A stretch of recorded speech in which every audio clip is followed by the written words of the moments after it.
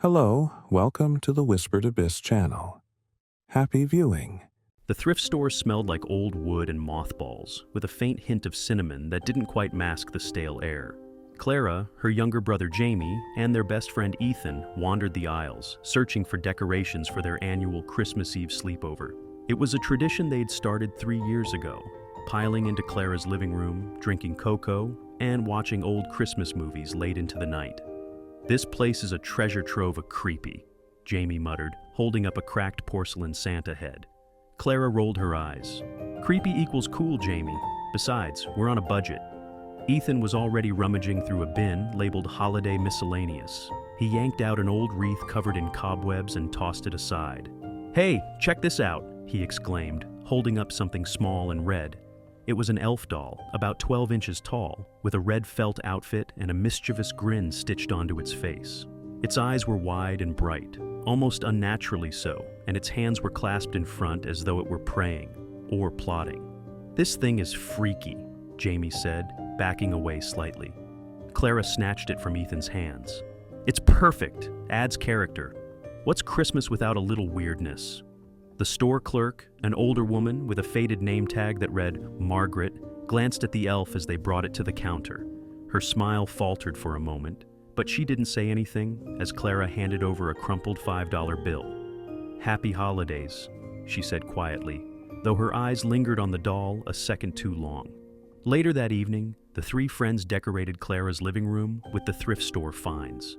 Garlands draped the mantel, tinsel sparkled on the tree, and the elf sat proudly atop the bookshelf, its beady eyes watching the room. As night fell, the house grew quieter. Snow piled up outside, muffling the world beyond the windows. Clara's parents had gone to bed, leaving the kids to their festivities. "Let's name it," Clara suggested, pointing at the elf. "How about Nightmare?" Jamie quipped. "Very funny," Ethan replied, throwing a pillow at him. "It should be something festive. How about Buddy?" "Too basic," Clara said, tilting her head thoughtfully. "How about Jingles?" Jamie snorted. "Jingles sounds like a murderer's nickname." Clara ignored him and set the elf back on the shelf. "Jingles it is. He's going to watch over us tonight, keep us safe from the Grinch or whatever." That night, after the others had fallen asleep, Jamie woke up to the sound of faint scuffling. The clock on the wall read 2:13 a.m. He blinked groggily, listening. Something moved, just barely audible, like the faint scrape of fabric against wood. He sat up and glanced around. The room was dim, lit only by the colored lights on the Christmas tree, but something felt off.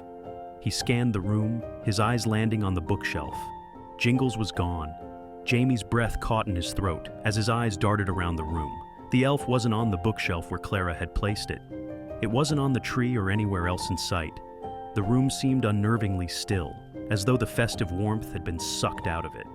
He rubbed his eyes, telling himself it must have fallen. "It's just a stupid doll," he muttered under his breath. Slowly, he swung his legs off the couch and stepped onto the cold floor. The room was cluttered with wrapping paper, mugs of half-finished cocoa, and stray pillows from their makeshift fort. Jamie shuffled toward the bookshelf, squinting in the dim light. He knelt down and scanned the floor. Nothing. "Looking for something?" Jamie jumped, spinning around. Ethan was sitting up on his sleeping bag, his hair sticking out in every direction. "Jingles," Jamie whispered, feeling ridiculous for saying the name aloud. "He's gone."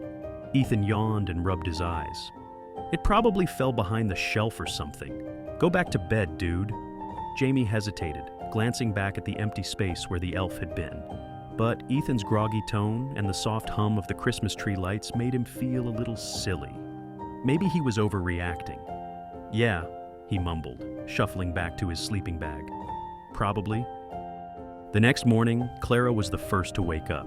She stretched and yawned, grinning as sunlight streamed through the frosty windows.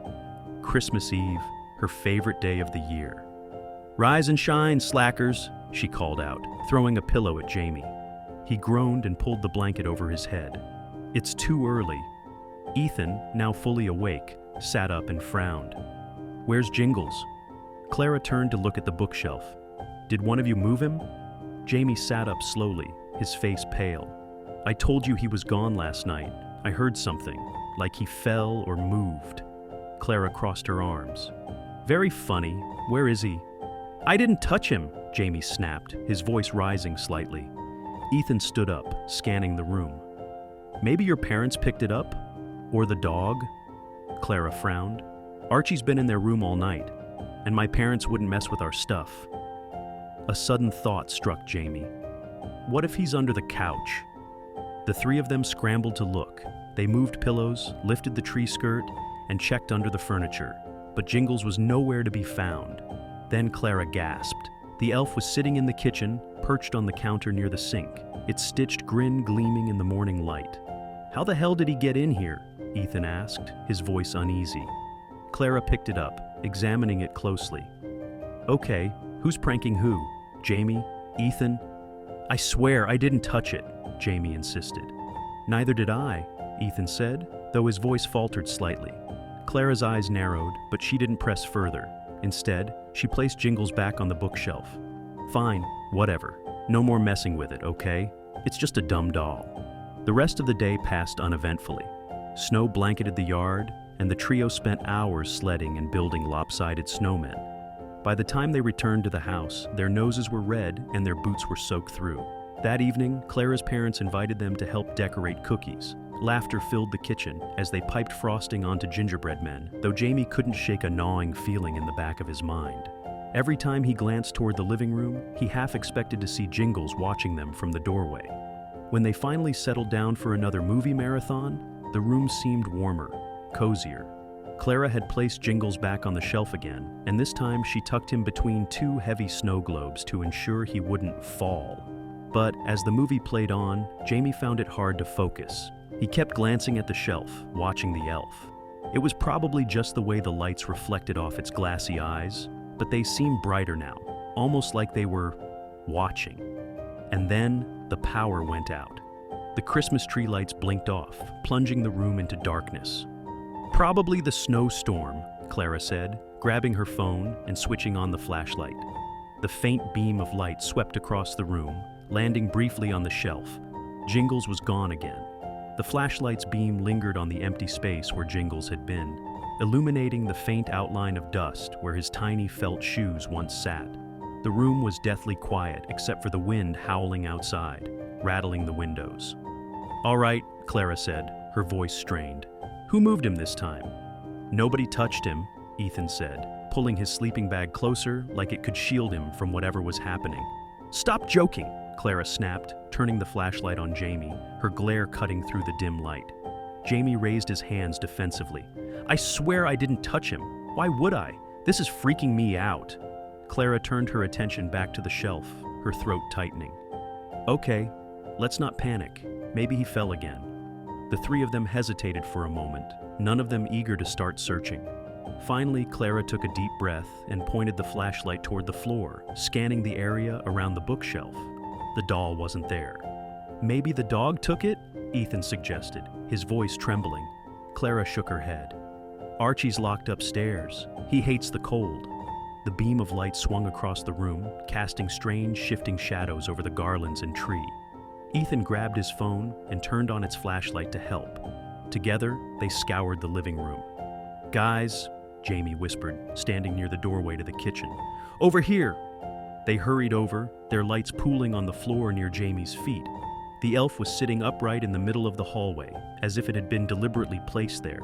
Its grin seemed wider, more sinister, and its hands were now uncrossed, resting flat against its little red trousers. Nope, Ethan said, backing away. Nope, nope, nope. Clara forced herself to pick it up, though her skin crawled at the touch of its fabric. It was cold, colder than it should have been, almost like it had been left outside. This is ridiculous. We're all overtired. Somebody must have moved it and forgot.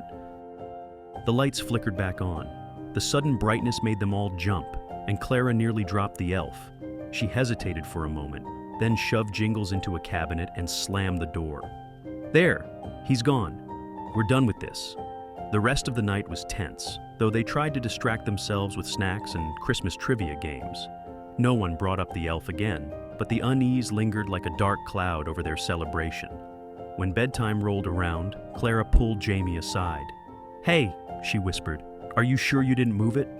Jamie looked her in the eyes, his face pale. I didn't. And I don't think Ethan did either.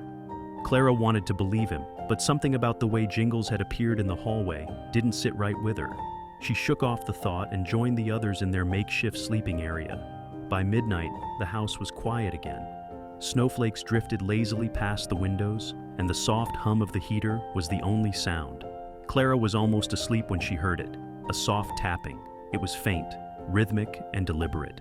Her eyes snapped open, and she lay perfectly still, straining to hear. The tapping came again, this time louder. It was coming from the cabinet. Clara's breath quickened as she sat up. The others were still asleep, their forms barely visible under their blankets. For a moment, she considered waking them, but something compelled her to approach the cabinet alone. She stepped cautiously, her heart pounding with each step. The tapping grew louder, more insistent, as if something was trying to get out. Her trembling hand reached for the cabinet door. She hesitated, then pulled it open. It was empty. Before she could process the relief washing over her, she heard a sharp whisper from behind her. "Clara!" She spun around, but there was no one there, and then she saw him. Jingles was sitting on the couch, his wide, painted grin staring straight at her. Clara froze, her breath caught in her throat. She blinked, hoping her eyes were playing tricks on her, but the elf remained. His stitched mouth grinned wider than it should have, his beady eyes reflecting the faint glow of the Christmas tree lights. Her heart pounded as she backed away, bumping into the edge of the counter. "Jamie! Ethan!" she whispered, her voice shaking. They didn't stir. "Guys!" she hissed louder, her voice breaking. Ethan groaned and rolled over, squinting at her in the dim light. "What's your problem?" Clara pointed toward the couch, her hand trembling. He's there." Ethan turned his head lazily, but when his eyes landed on Jingles, he bolted upright. "What the hell? What's going on?" Jamie muttered, sitting up groggily. Ethan jabbed a finger toward the couch. "The stupid elf! It's sitting there!" Jamie's eyes widened as he saw it, and he scrambled to his feet. "Okay, this isn't funny anymore. How is it moving by itself?" "I didn't move it," Clara said, her voice cracking. "I locked it in the cabinet. You saw me." Ethan grabbed a nearby pillow and hurled it at Jingles. The elf toppled over, landing on its side. For a moment, nothing happened. "See?" Ethan said, though his voice was unconvincing. "It's just a doll." Jamie shook his head. "Number. There's something wrong with it." Clara took a step forward, her legs trembling. She reached for the elf, intending to throw it into the fireplace, but as her hand closed around its tiny body, a sudden sharp pain shot through her fingers. She yelped and dropped it, clutching her hand.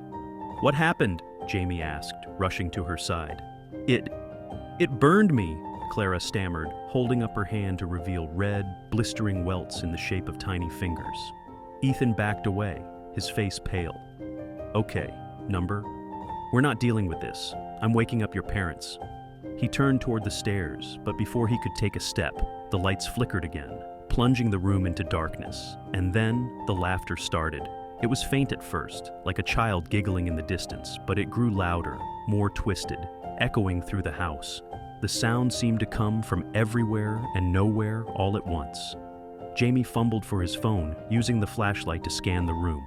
The beam swept across the couch, the tree, the walls. Jingles was gone. "Oh my God," Clara whispered, clutching Jamie's arm. The laughter turned into whispers, low and unintelligible. The words were foreign, but they carried a malicious tone, like a warning or a threat. "Stop it!" Ethan shouted, spinning around wildly. "Who's doing this?" No one answered. The tree lights flickered back on, casting a warm, comforting glow that felt grotesquely out of place. The room fell silent again, save for their panicked breathing. "Okay," Clara said, her voice trembling but firm. "We're leaving. We're going upstairs, waking my parents, and getting out of this house." Jamie nodded quickly. "Yeah, let's go." But as they turned toward the stairs, they stopped dead in their tracks. Jingles was sitting on the bottom step, blocking their path. His head was tilted slightly as though he were listening. His grin was wider than ever, his tiny hands resting on his lap. "Don't touch it," Clara whispered. "What do we do?" Ethan asked, his voice barely audible. Jamie clenched his fists. "We have to get rid of it, burn it, smash it, something." Clara shook her head. We don't even know what it is. What if that just makes it worse? The elf's head tilted further, its glassy eyes glinting ominously. And then, in a voice that was high-pitched and childlike, but with an underlying growl, Jingles spoke. You broke the rules. The trio stumbled back, their faces pale with terror. Clara clutched at her chest, trying to calm her rapid breathing. What rules? Jamie stammered, his voice barely above a whisper. You touched me, Jingles hissed, his voice low and dripping with malice. You didn't follow the game. Naughty children must pay. The lights flickered again, plunging the house into darkness once more. The tree lights blinked red this time, casting an eerie, blood-like glow across the room. And then, Jingles was gone. The air in the house grew colder, biting at their skin and filling their lungs with a sharp, icy chill. The trio huddled together in the middle of the living room, their flashlights darting around the space. The eerie red glow of the Christmas tree bathed everything in sinister light. Did it just talk? Ethan whispered, his voice trembling. Clara nodded, gripping Jamie's arm tightly. We need to leave, now. We can't go upstairs, Jamie said, his eyes locked on the stairs where Jingles had been moments ago. What if he's waiting for us? Clara looked toward the front door, but dread filled her as she realized something wasn't right. Snow had piled unnaturally high against the glass panes, completely burying the front porch. It wasn't possible. The snowfall hadn't been that heavy earlier. We're trapped, Clara said, her voice breaking. The whispering began again, surrounding them. This time, it was clearer, and they could make out the elf's voice among the murmurs. Find me, it said, or you'll stay here forever. Jamie swallowed hard. What does that mean? Find him? It's a game, Clara said, her voice shaking with realization. He wants us to play his game. He said we broke the rules, so now we have to play by his. Ethan shook his head violently. Number. I'm not playing with that thing. We need to... The lights flickered and Jingles appeared again. This time, he was perched on the mantel above the fireplace, his head tilted unnaturally far to one side. You will play, he hissed, his voice cutting through the silence like a knife. Suddenly, the room shifted. The walls seemed to close in, warping and bending. The furniture twisted, contorting into grotesque shapes.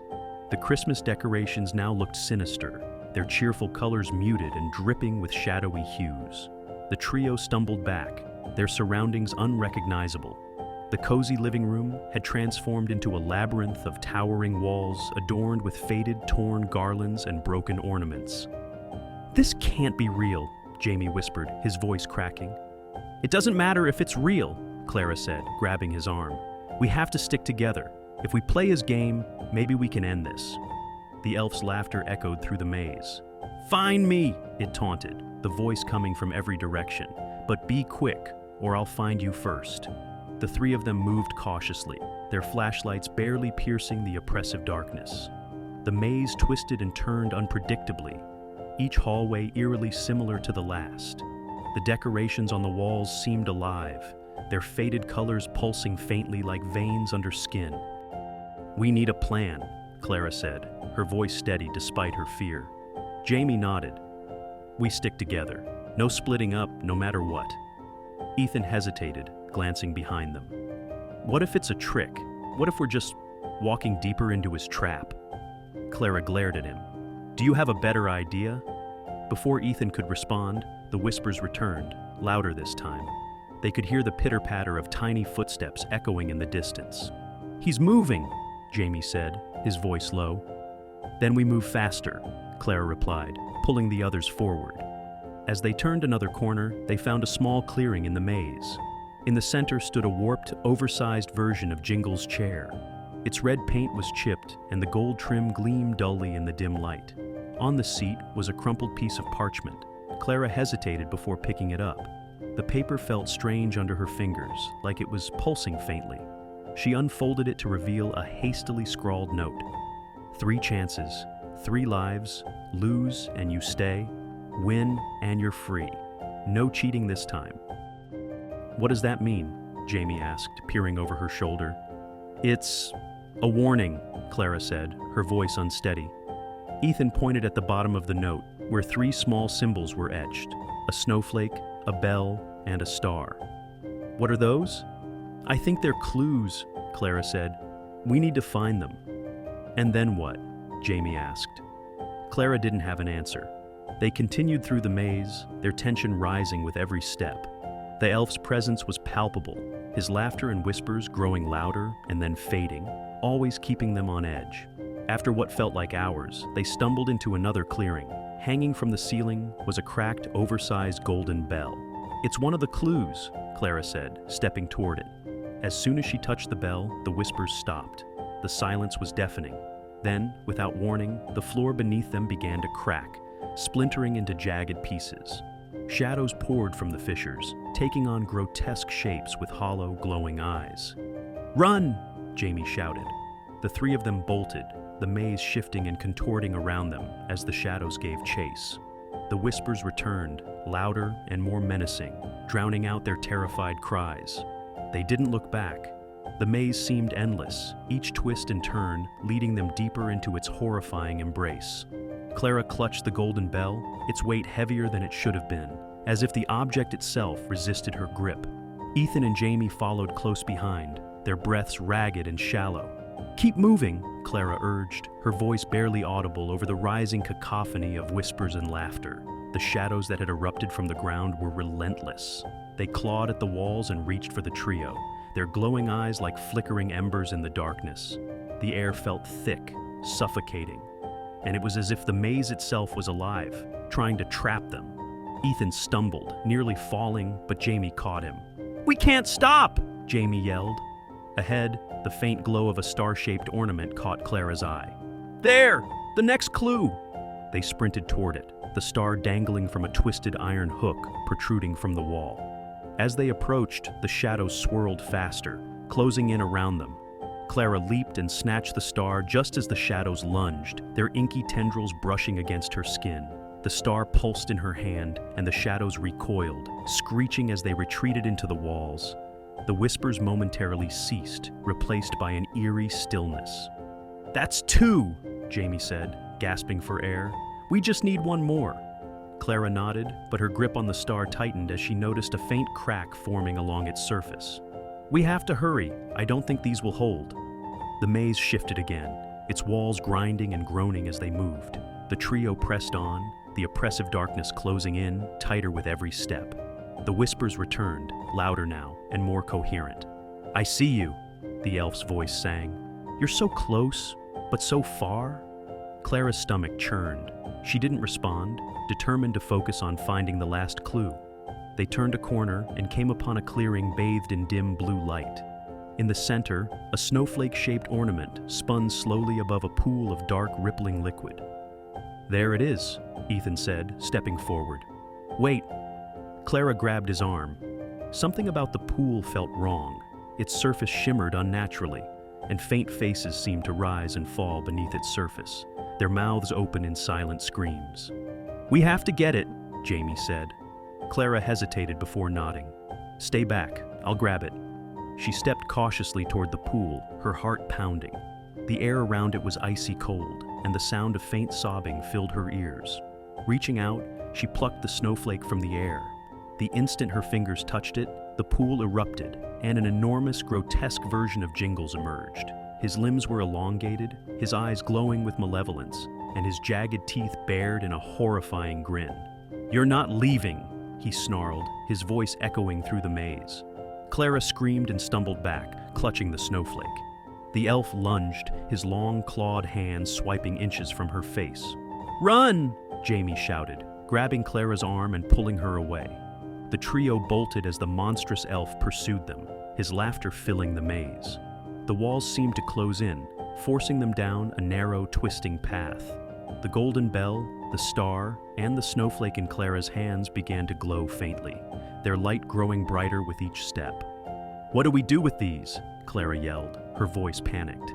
"I don't know," Jamie shouted back. Ahead, a towering iron door came into view, its surface etched with intricate carvings of Christmas symbols. In the center was a circular indentation with 3 slots.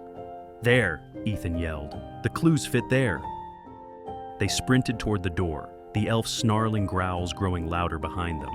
Clara reached the door first and jammed the golden bell into the top slot. Jamie and Ethan helped her fit the star and the snowflake into place. For a moment, nothing happened. Then, the maze trembled, and a deafening crack echoed through the space. The door began to open, its heavy iron hinges groaning. The elf roared, lunging forward just as the trio squeezed through the gap. Clara slammed the door shut behind them, and the elf's furious pounding echoed on the other side. They found themselves back in the living room. The red glow of the Christmas tree was gone, replaced by the soft, warm light of its original decorations. The air was still, and the oppressive cold had lifted. Did we make it?" Ethan asked, his voice trembling. Clara didn't answer. She stepped toward the tree, staring at the small, ordinary elf sitting on its branch. Jingle's painted grin was back to normal, his glassy eyes lifeless. But as Clara turned away, she could swear she heard a faint whisper, "Merry Christmas." For now,